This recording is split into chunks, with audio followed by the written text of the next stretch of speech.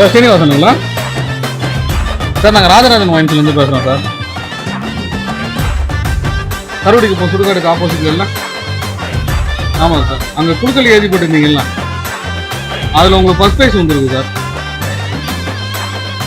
ஆமாம், இப்போ வந்தீங்கன்னா 10,000 அமௌண்ட்டை நீங்கள் கலெக்ட் பண்ணிக்கலாம் சார் டேரெக்டாக கடையிலேயே.